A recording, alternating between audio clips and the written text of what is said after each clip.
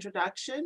So thank you everyone for joining us this afternoon to talk more about marketing ethics and ensure your listings are all set and correct so that you don't have any issues or don't run into any problems. And we're very lucky to have Peter, I'm gonna butcher his last name, Schravemade. That'll do. From BoxBrownie. We're very lucky to have him. He's spoken at many different conferences around the world. He handles strategic relationships at BoxBrownie as well as business development.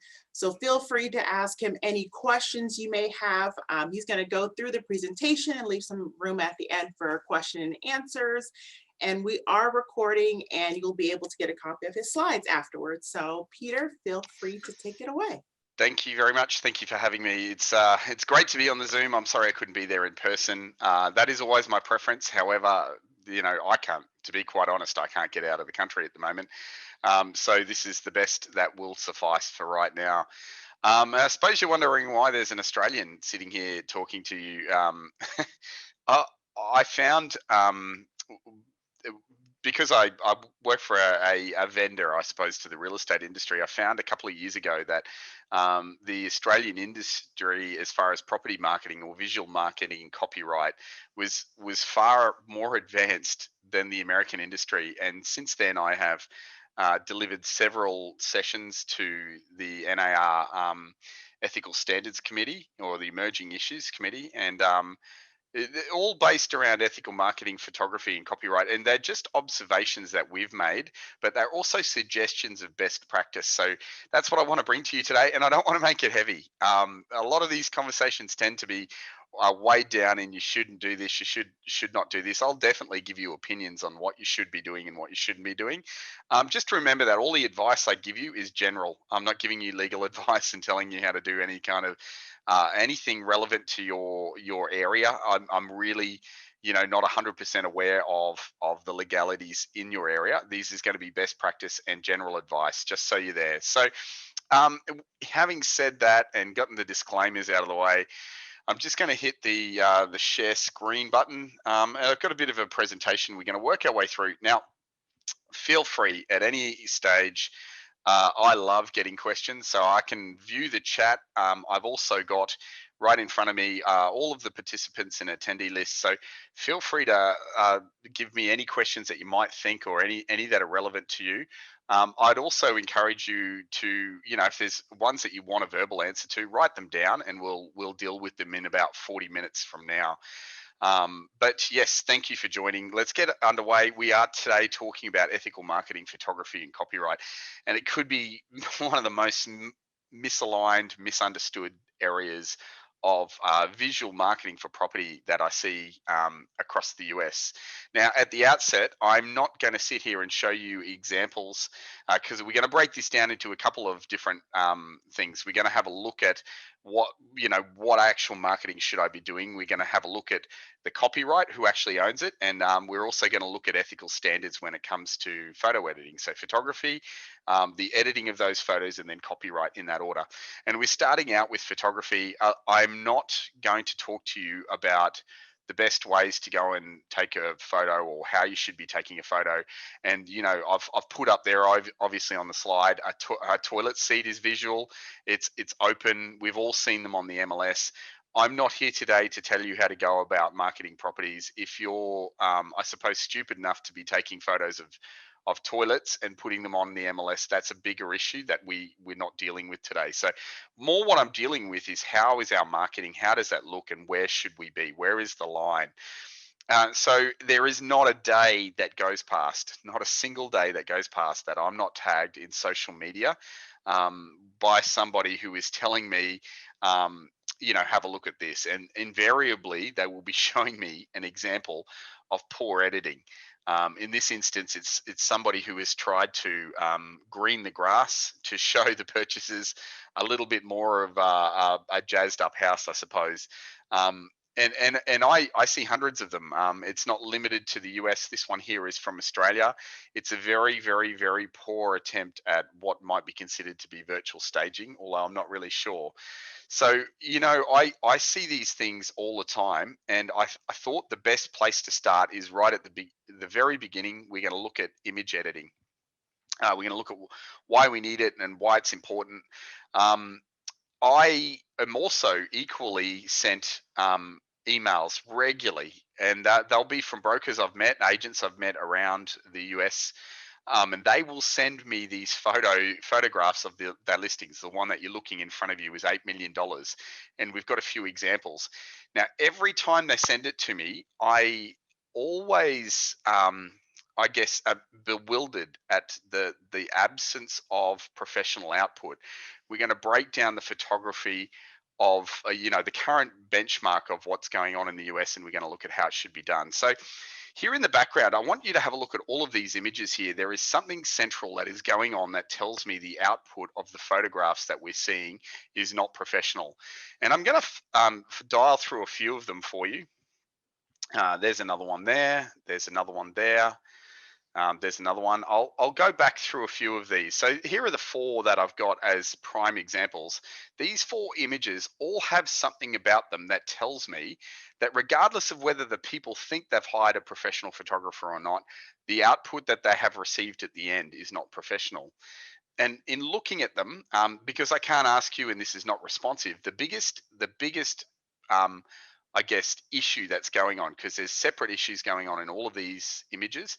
The biggest issue that is here in part of these images is the fact that you cannot see clearly outside the window. So if you look down the end of the pool table at the moment, the window, what is outside the window, it could be green, treed, and leafy. We don't really know. We just don't have accurate imagery of that. And it is really the one thing that sets apart professional photography from not professional photography. So in this image, it's a bit better. If you're looking at that image, it looks okay, but there's still issues outside the window, particularly to the right and the left of the fireplace. In this next one, you'll notice it's a distinctively blue haze outside the window, which is not natural. That is not what's there. And the next one, if you can forget the fact that it looks like Auntie Betty may pass in that room in the coming weeks, you still can't see outside the windows at the back, and so on and so forth. Like these properties that you've looked at, they are well and truly over the $4 million mark. And this one here sits at $18 million. So to again raise what I see as a big issue, or just to dismantle the photography piece so you understand what's going on, um, you can see quite clearly the exterior window detail is not exposed.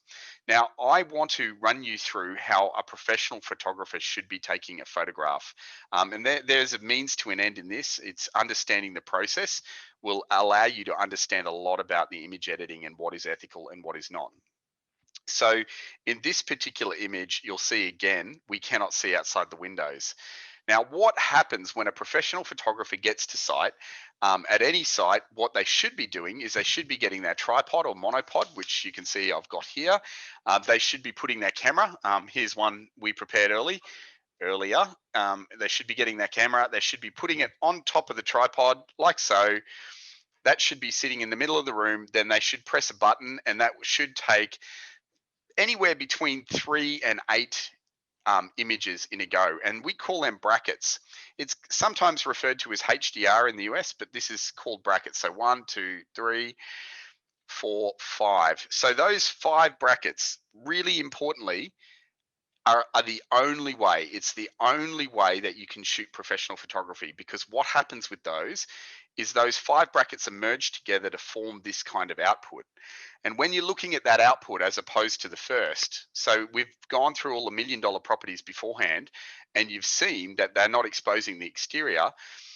These 5 brackets together are merged, and that is the end result. Now, that edit is called image enhancement.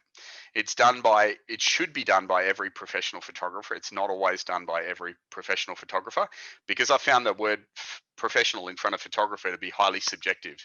It could mean my best friend's sister's girlfriend's father's uncle's dog's boyfriend has a a Nikon camera, and that therefore qualifies them to be professional.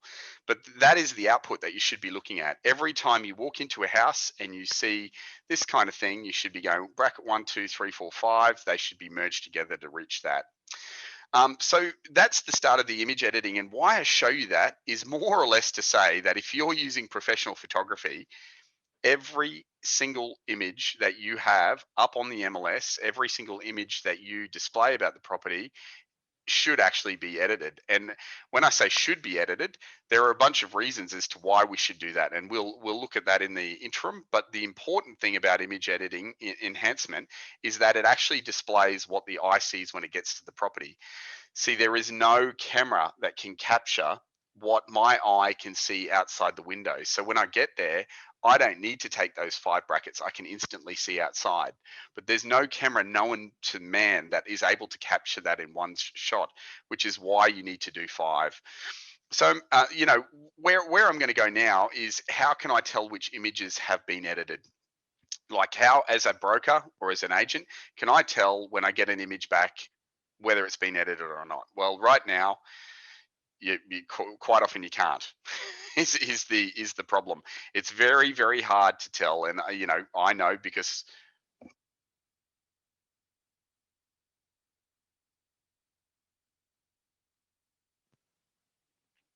back on. I know because I'm at an image editing company. So my headphones turn themselves off. I know because I'm at an image editing company that we are that good at what we do that you can't. But I'm going to go through a range of edits, and we're going to have a look at what might lead you to know whether something has been edited. So I've got 3 examples in front of you. One is the original. The middle is a bad edit. The final is a good edit. And this is in relation to a specific edit that you might see. So when you get images returned to you by your professional photographer, and they have this white ghosting around the middle of it that you can see in the middle of that image, it is generally a glaringly obvious example of a poor sky replacement where the sky has been replaced and it's not there. So we'll have a look at that in more detail, but that's the first tip I would give you. The second thing that I want to raise with you is this particular edit here. So quite often we see a lot, you know, what do we see as far as image enhancement is concerned? We see this kind of edit. And this is called twilight conversion, where we take a daytime photo and we convert it to twilight. Now, legitimately, this is acceptable in just about every county, every county that I'm aware of across the US. We're allowed to do things like replace the sky so long as the sky could be blue. In all counties that I'm aware of, except for Nevada and Arizona, grass replacement is allowed, and is not allowed in those counties. It's allowed in most of the others, but there are other options. So some counties will say, look, you can green the grass if it's there, or you can replace the grass, or if grass could possibly grow there, you could add it. Sky replacement is generally accepted to be a well-known thing. Now, this edit that we're looking at the moment, this is called a twilight conversion, where we take a daytime photo and we convert it to a twilight. Very, very dramatic. The second image, this twilight one, gets up to 4 times more clicks on the MLS. Now, if you've never seen this edit before, quite often the response I get is, I don't do any of that. I get a professional photographer out to site and they do a twilight shoot. Well, I've got some news for you. It's impossible to do 100% of twilight shoots by just being there on site. Have you ever wondered what happens when your professional photographer gets out to site and it's a grey, cloudy day and they don't have that dramatic peaches and, you know, the image that you see in front of you? Well, I'll tell you what happens. They send it off to be enhanced. It will go through sky replacement. The lights will be lit, and you will see here that, you know, only the lights that are actually in the image should be lit. But the reality is most of you who are on this call will not be aware that your actual professional photographer, firstly, edits the images like I showed you before, and secondly, will do a twilight conversion. What happens, and this comes into the ethical issues, what happens when they get it wrong? Well, let's have a look at a few bad ones.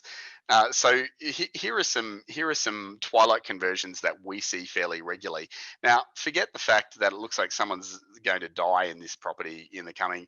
I mean, that could be the most deathly sunset I've ever seen. There is something really, really, really, really wrong with this image. And I'd love any of you to post in the chat as to what you think is wrong with this image. If you've got a minute, just take a quick look at it and post what you think is wrong with the image in front of you.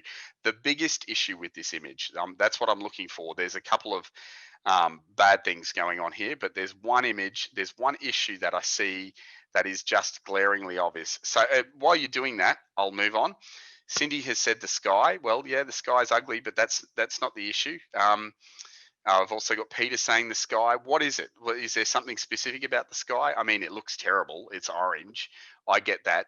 We're talking about ethical dilemmas. So what is it that is the main thing wrong with this image?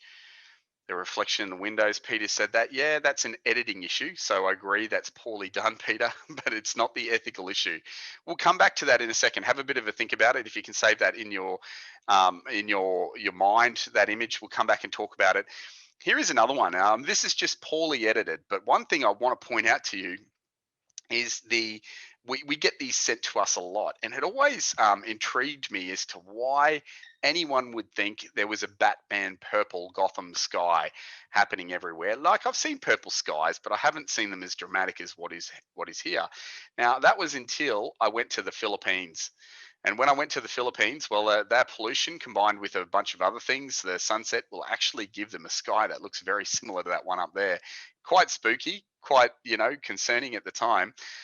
This is a very, very good indicator that this image has been edited in the Philippines, is simply by the fact that they're putting the sunset in. Now, that sunset is not necessarily representative of the county that you are in. So you need to be conscious of those things. Coming back to this one, I have no winners on this yet. There is the biggest thing, it's the biggest issue, and I've spent some time dealing with MLSs on the other side of the USA with regards to this. If we just go back to the original and have a look at these, so that's the original. Here is the one that I think is a shining example of what a twilight conversion should look like. The biggest issue, if I can just draw your attention to just down the right hand side of the Norfolk pine that is in that image, you see there's a sun in the sky. That sun is instantly indicating a direction. It's instantly telling you where west is. What happens if that's not west? And that is a huge problem. That is a huge problem. I've seen ones on the east coast of America where the sun should not be setting over the water typically, but yet there's hundreds of twilight examples that feature the sun in the image. A good twilight conversion would never do that. It will show you a glow in the sky, but it won't make a representation as to where west is. So it's something to be really careful about. And I mean, the reason I tell you this is if you've sent a photographer out to site and that photographer has done a twilight conversion and it's come back to you and you don't know about it, how do you actually know, are you going through your images and you checking that, oh, there's a sun in the sky, but I don't remember that being there. Well, that's not there. And, all of these things become quite difficult as a broker or as an agent after a while to keep track of. So I'm going to park that twilight conversion. That one's food for thought. Just remember, the point that I want to make there is remember that most of your images, if you're sending them off to a professional photographer, are being edited. The editing team that are editing them are not necessarily ethical in the boundaries that they have. So your photographer may not be checking them, you may not be checking them, and you can get yourself into hot water if you put them up on the MLS. This is another photographic example that we send out to editors to edit. There is an edit known as item removal. Very, very popular edit at the moment, especially coming out of lockdown where people have been forced to get owners to shoot their own property and the owners haven't prepped the property or done the right preparation, or it's not presented well.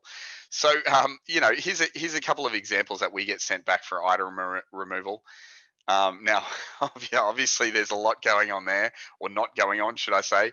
Happily, they've taken it out. That's just bad editing. We won't go too far with this one. What about this one? Have they got it right? Let's go back to the original. Here is the original. Take a mental snapshot of that. Has this been edited correctly? Anyone want to post in the chat? Is the not the first image? There's obviously stuff going wrong with that. The kitchen bench is gone, for example. See, there's no floating island bench in there anymore on this second one. But what about this third one? Is it correct? Can anyone spot anything that's missing? And there's a couple of things missing from this one. No one? I don't have any takers. Okay, so what is missing from this one? If I go back, if you look at the island bench that's right just to the right of the middle of the image, there is a sink in it. I go back to here, it's gone. The other issue I have, if I just move on to the third example where the sink is back in there, and you'll notice they've also put the skirting boards, which is correct. The only other thing they've taken out is the air conditioner or the heater that's in there. You can see in the third image, they've left that out. And the final thing that I would argue, but I don't actually know, is I'm going to assume that there is a power outlet behind those books, behind where the computer is. You can see quite a lot of electrical activity going on there. I'm going to assume that there's a power outlet removed. And here are the dangers with item removal. If you're using item removal as a legitimate edit, and it can be used as a legitimate edit, as the agent involved, you really need to pay attention to detail to see whether it's a legitimate edit or not. Anyway, on with our image edits that I see most frequently, and now sadly, well,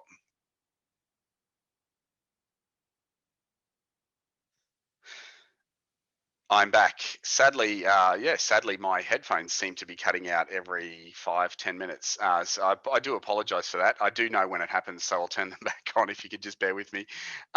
This image sadly featured in one association.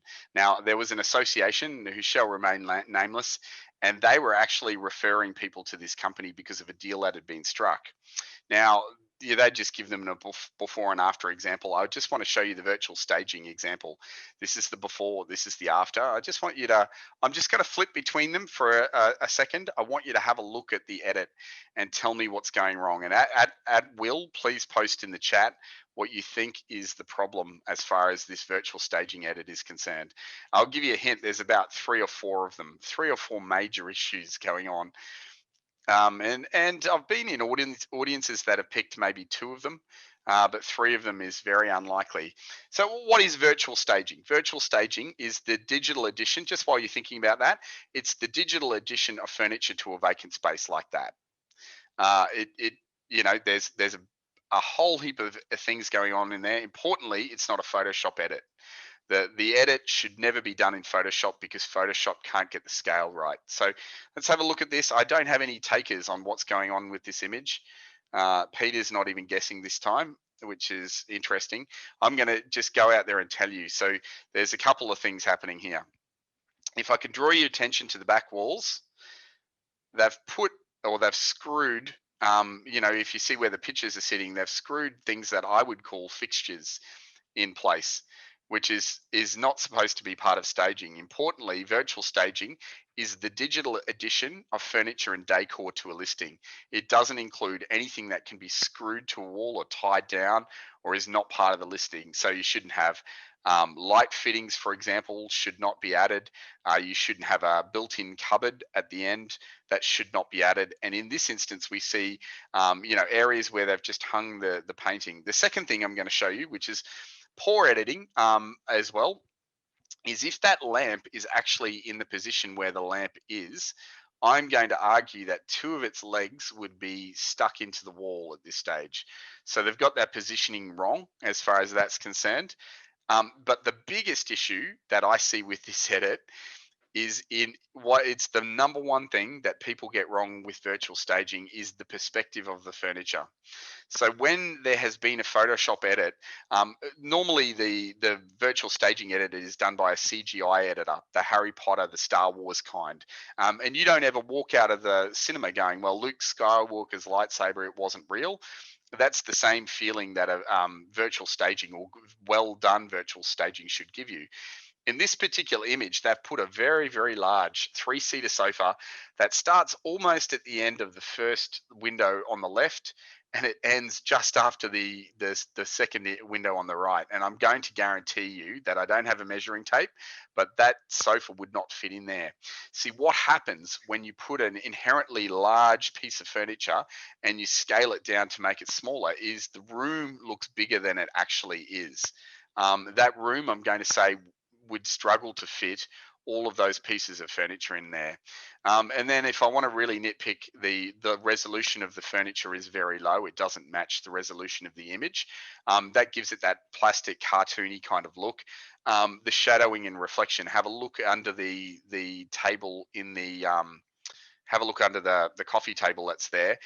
You see kind of shadowing and reflection that you might see at a baseball match where there are big high beam lights pointed at a baseball player. That typically won't happen under your coffee table. And then there's other issues that I have with it. They've scaled the television down so it looks small as well. Coming back to how staging should look, you've got this. If I just draw your attention to this room, importantly, it's not square. You see it now when the staging goes back in. So the CGI artists that have mapped the room, they've mapped the floors to ceilings, they've mapped the windows and the doors, and they have made that sofa in perspective so it doesn't sit outside the boundaries. It doesn't make the room any smaller or any bigger than it looks like. And you'll notice too, they've actually picked up that the room is not square. That wall comes back in on a slope. You can see it if you look at the right-hand wall. So those, hopefully that's given you a bit of a tip and enlightened you into the world of marketing so that you understand a little bit more about ethics. What are we looking for in advertising? What should we be looking for as realtors, as proud professionals of our trade? Well, there's a couple of things. And the number one, I go through these because every agent underneath me in my brokerages gets taught this. Accuracy. Like if you are setting out to mislead the general public, you're a bit of an idiot. There's no other way of putting it that way. It's not. Sometimes you might get away with it. It might not be noticed by your MLS, by your association, by anyone relevant. It might not be noticed by your broker. One day, one of the people who purchase a property off you are going to know exactly all about it, and they're going to sue you. So if you want to play that Russian roulette, well, fine. But never in a brokerage that I have, if I become aware of an agent who is not, accurate in their representation, then I would want to know about it. The second thing that you would want is the seller represented fairly. Now, the seller represented well. If you go back to that image enhancement that we spoke about, image enhancement actually has to go on in order to represent the seller in the best light.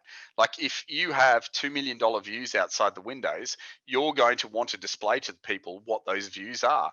If you're not doing that, then you're probably not acting in the best interest of the seller, which is part of the listing agent's job. And then the third thing I would be talking about is the purchaser should not be deceived. Don't set out to deceive a purchaser. Don't even do it, by accident. Take control of your marketing and write down these things. Make sure that every single time you go to advertise a property, you cover off on these three. Have I been accurate? Is the seller represented fairly? And is in any way, if the purchase is deceived, I'm going to take it back down. We're going to go again, get it right.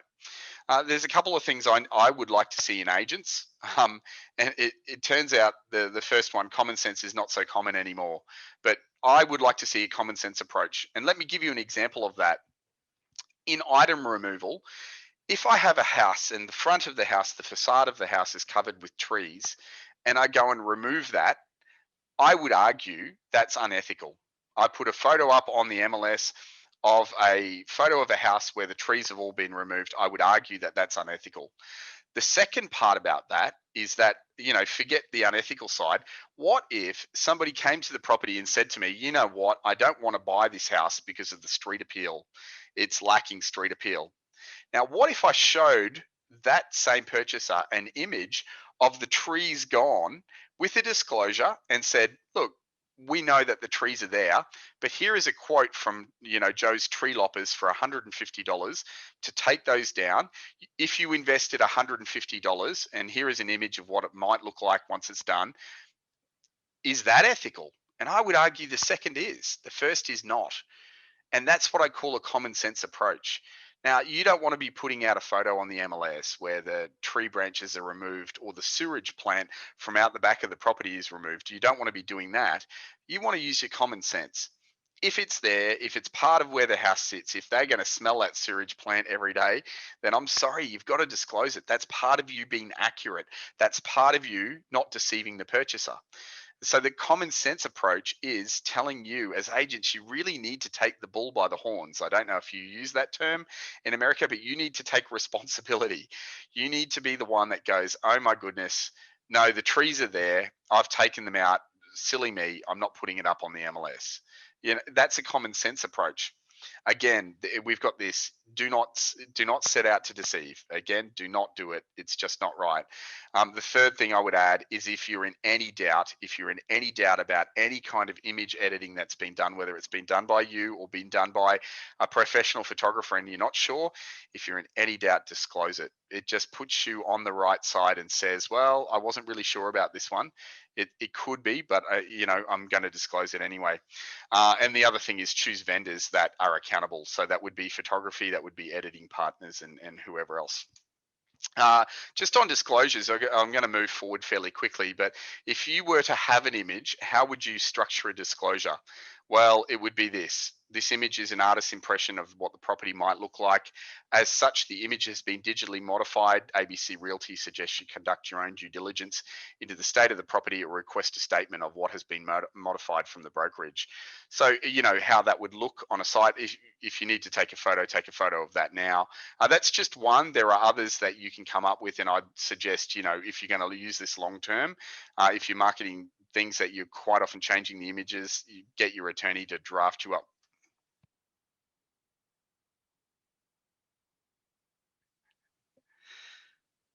Yeah, I'd get your attorney to draft you up one. So that's how it would look at the moment. If I had renovated that property, the thing about that is that the kitchen benches don't exist. There's no kitchen tables. The other thing I would encourage you to do as a brokerage is consider something like this, which is a checklist. I have this in my agencies. It's a checklist of what has actually happened.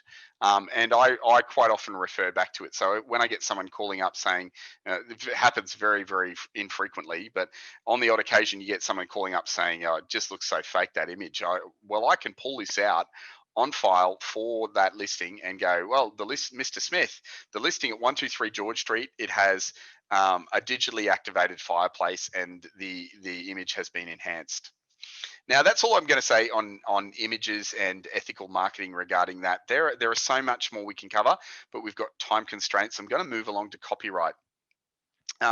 Very, very clearly, real estate professionals must be cognizant of copyright issues when it comes to content, most notably in connection with listing photographs. Listing photographs is the worst. As original works of authorship, listing photographs are copyrighted and the owner may dictate how the photos are used. So the biggest question that I hear across the US is who owns the images? Oh my goodness. If I could have $1 for every time I heard that. Who owns the images? Well, I've done up this handy chart for you. You can take a photo if you like. The ones down the bottom are all the people who have the potential to have taken the photo for that listing. And I would argue the agent as well is one of them. So MLS employee, brokerage employee, homeowner, the professional photographer, and the agent, and sometimes the broker could have been out to site to take the photographs of the property. So if they do that, who then owns them? Well, under copyright law in the US, it stays with the person who has taken the photo. Now, that creates huge problems. Huge problems.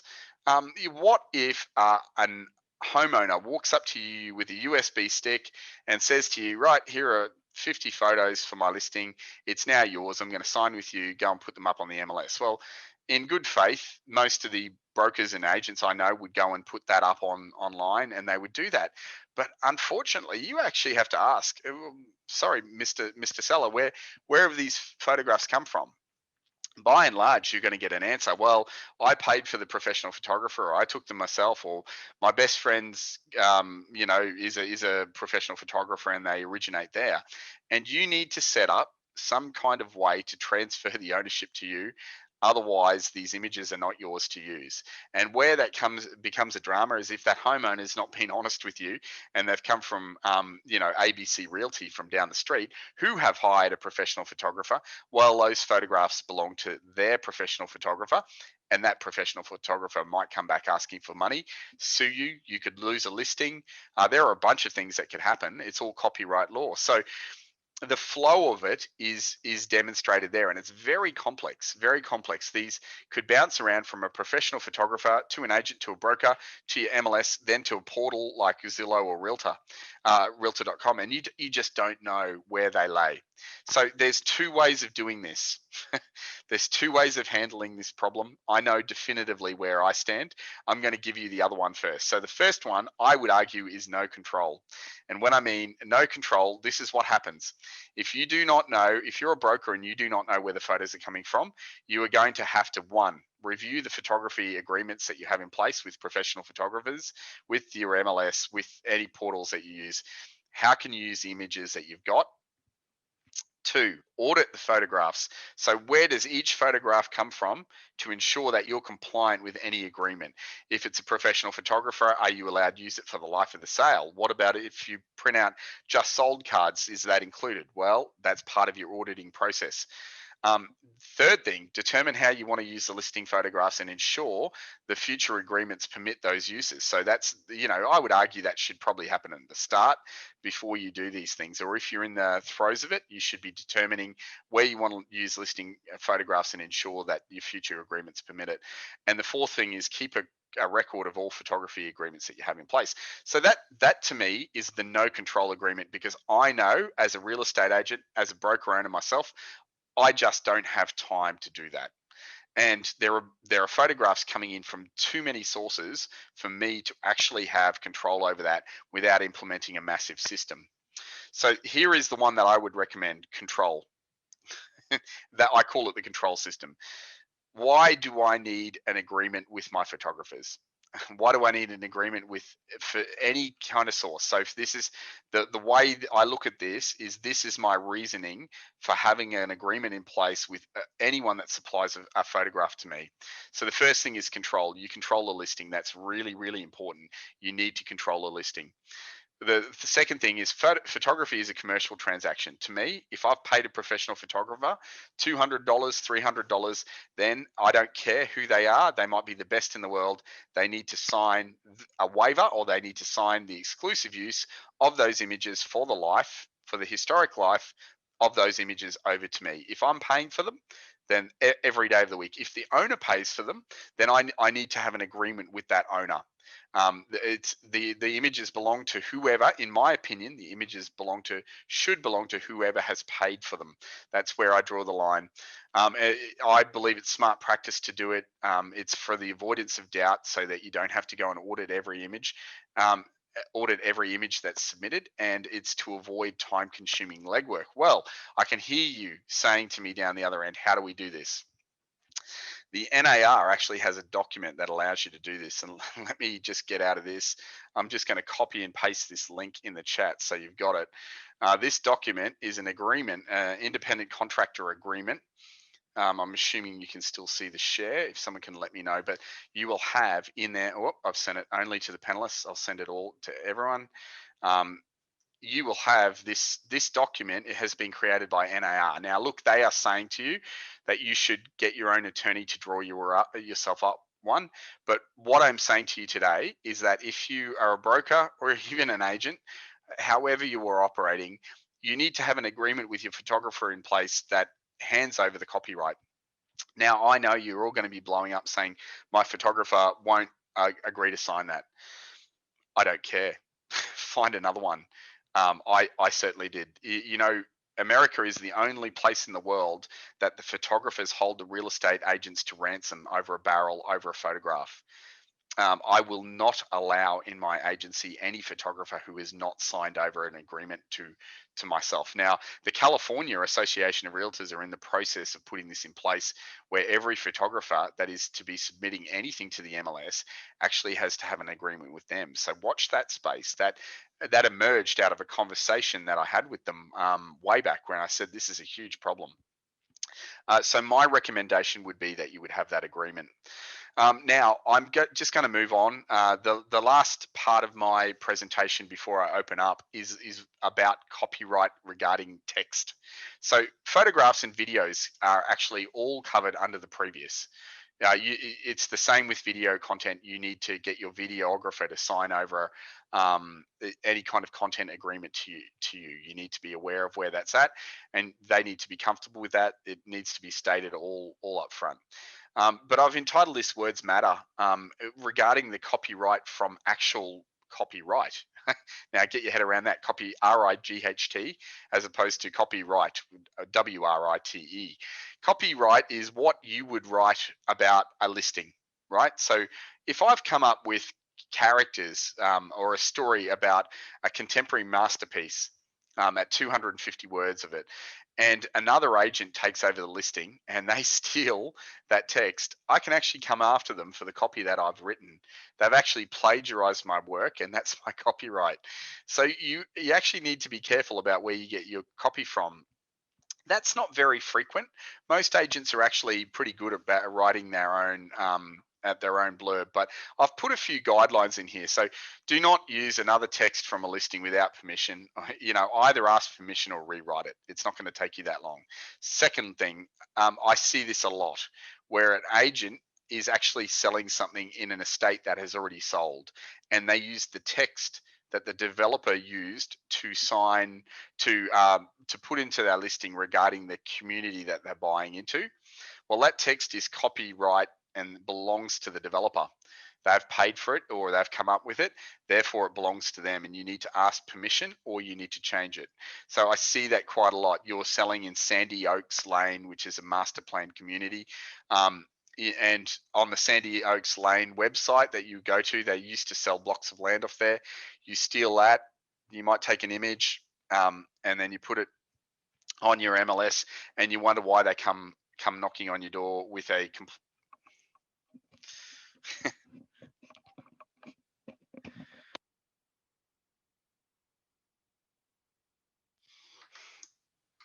and you wonder why they come knocking on you with a compliance notice. That would be why. And then the third thing I would do is check your text for trademarks. Now, this is a very, very obscure one. And in the 90s, the USA changed its trademark law to be fair use. But a great example is Cold Mountain in North Carolina is actually a suburb, but someone has registered the trademark of it. So therefore, one agent got himself into trouble when he said, "I am the best realtor in Cold Mountain," or he said something along the lines of, "See me for all your Cold Mountain needs."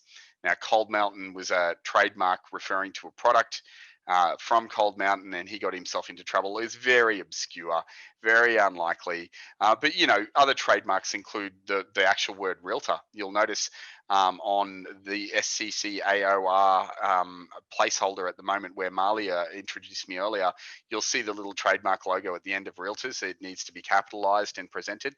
There is actually a specific way of doing that. So if you're not familiar with that, go and find out what it is. Now, the final three things I'm going to leave you with, I certainly hope you've got something out of this. I've been babbling for 45 minutes without your input. I would love you to fire some questions at me if you have any. Look, the final thing I want to leave you with are the three things that I think every agency or brokerage should go by.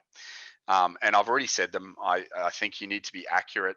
I think the seller needs to be represented fairly, and the purchaser is not deceived. Importantly, the last thing I would tell you is if you're in any doubt about any kind of marketing that you're using, disclose it, or ask your peers, form a peer group. They may not all know, but and by the way, the amount of incorrect information I see floating around in Facebook groups is just insane. So try and get your your message from the source. if you know what I mean. If you go to some of the bigger real estate agent groups and ask them about copyright and ethical marketing, you'll get about 7,000 different answers from Joe Blow, who's just started 2 weeks ago. So just bear in mind you need to be on top of that. But look, they're the three things I'll leave you with. I hope you've got something out of this. Does anyone have any questions for me at all? Is there anyone online that wants to unmute their microphone? Come and chat to me. By the way, you can find me at all of these places. If you don't like what I've said and you wish to hurl abuse at me, well, my email address is there. You can find me on all of the social media channels, except for Twitter and Grindr. I've avoided them. I don't think my wife would be a fan, but certainly on Facebook. Yeah, sorry, Tinder and Grindr. I'm not on those. I am on Twitter, as you can see. I'd love to have questions. Either type them in the chat or come and ask me. If you've had any specific example that you're not sure about, whether you've heard something, I'd love to hear from you. Don't be quiet. Jump on, hit me up. See, Marley, you got any questions? You told me they were a talkative bunch, but I'm not seeing it at the moment. yeah, I'm surprised. I think you went through a lot of information. There was stuff I was writing down because I had no idea about as well. So I'm really glad you touched upon so many different subjects. And I know this is really good information to have, especially during times of COVID. Really just holding each other accountable, making sure it's accurate. And I think you made a great point about forming peer groups. So, you don't put out something inaccurate. You rather check with the fellow realtor to make sure that, no one gets brought up on compliance issues, which is always great. Yeah, my best sounding board was my competitor because there was no holds barred. So it was the guy down the street, and I used to meet with him for a beer on a Friday, and I'd go, "Hey mate, here's what I'm thinking," and he'd go, "That's stupid. I have this problem with it. I have this problem with it," and maybe 6 out of the 10 would be stuff that you could move to the side and ignore, but the other 4 were actually really, really good points. It helps to keep yourself accountable. But look, it's a bit of a tough time at the moment. With a bit of uncertainty in the market regarding who owns what as far as listings are concerned, and multiple different representations of that same listing. I've seen the same listing on realtor.com, on zillow.com, on the MLS, and they're all inherently different. So you really need to be on top of your game as far as what how you're approaching the listing process and the visual marketing for a property. Perfect. I know.